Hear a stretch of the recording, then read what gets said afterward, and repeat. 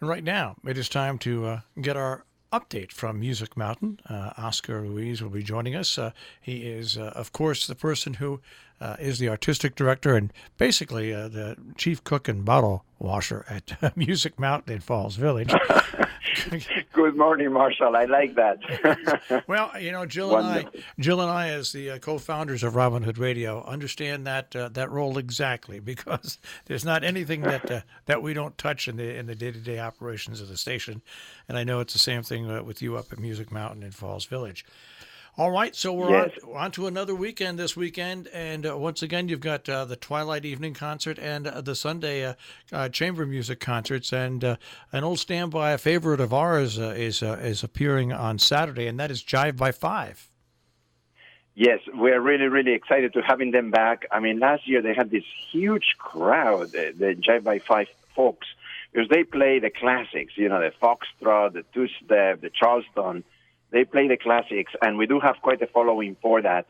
In fact, people came early. They picnicked in the grounds at Music Mountain. They had lots of fun, and then the concert was great. Some people even danced along. So Jive by Five is coming back. Yeah, this Saturday at 5 o'clock at Music Mountain. We can't wait. And that's what we remind people that this year the Twilight concerts on Saturday begin at 5. And the great thing about that is you can bring a picnic and have like a little in between lunch and dinner. And then after the show, head out and go out and have yourself some dinner. It's a nice start time for that concert. That's right. I mean, many people are saying that this works much better. It goes both ways. I mean, some people may want to do a picnic before or even after the show, and that will do for them. Other people want to do concert and dinner, and that works very well because the concert is over by 6:45, 7 p.m. maximum. So then they can go have a drink, have nice dinner, and still, not finish exceedingly late.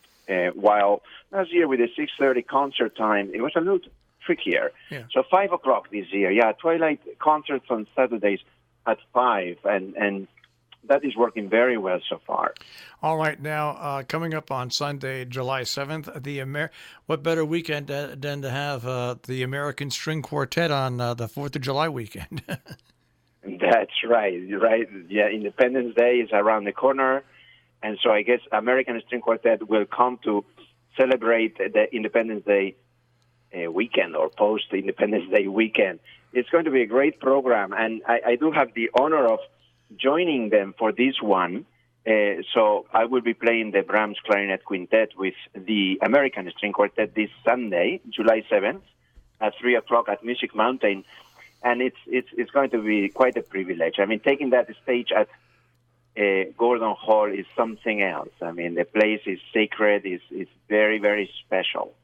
And I mean, what a privilege to do it with my friends of the American String Quartet. We've done it already, actually. We have played the Brahms Quintet together 4 times, I forget, in North Carolina, in Stanford.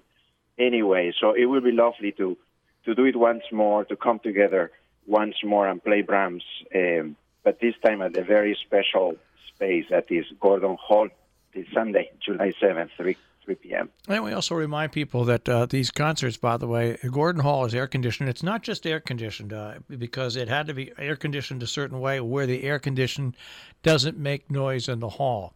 And that's I don't think people realize that when they go to Gordon Hall now, and it's been air-conditioned for many years, but to put the air conditioning in was extra expensive because you can't have the sound of air conditioning really interrupting. You could get by with the Jive by Five, a band like that, but chamber music, you just don't want any other noise in that hall at all. Yeah, that's actually very true, Marshall. And just to give you an example, so yeah, the air conditioning was one. I mean, there are also the fans. They have to be special so that they don't make any noise. And then somehow we are really lucky because if you think about it, Gordon Hall is not insulated so that it reverberates, so that the whole building resonates and becomes the fifth instrument of a string quartet. So this year, we finally were able to change our stage lights. We applied for a grant from the Northwest Connecticut Community Foundation, and they have been so supportive of Music Mountain and came forward with this grant. But I have to tell you, I mean, we had to go over two sets of lights until we found the perfect lights.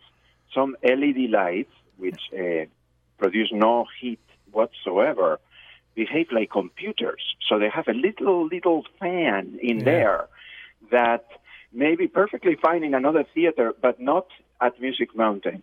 So we had to send them back twice until we found the perfect LED stage lights for Gordon Hall that would illuminate the whole stage beautifully, but at zero noise level. So yes, the zero noise level from the AC, zero noise level from the stage lights, and it goes on and on. We have to take care of this historic venue because the acoustics are incredible. And to hear a concert here, it really is something else. It really is something else, but it boils down to the details, such as those two that we are talking about now. It's a very special place. All right. So once again, on Saturday, the Twilight Evening Concert at 5, Jive by Five. And then on Sunday, the Chamber Music Concert at the American String Quartet. Tickets are always available at the box office or online at musicmountain.org. Musicmountain.org. Very quickly, the next weekend up, the next Saturday and Sunday, which will be the 13th and 14th, you've got, I just want to hit on this for a second because this looks like it's going to be a lot of fun as well. Peter and Will Anderson Quartet, and they, I see saxophones there, and that must be a lot of fun. Yes, Peter and Will Andersons are twin brothers. They have come to Music Mountain already 4 years, something like that. They're terrific, saxophone and clarinetists, both of them. And they're going to do a program to honor Benny Goodman, whom, by the way, played at Music Mountain many years ago. And we have some memorabilia about this at the historic exhibit at the Academy Building in Salisbury that is celebrating our 90th anniversary, a beautiful exhibit there on Main Street in Salisbury.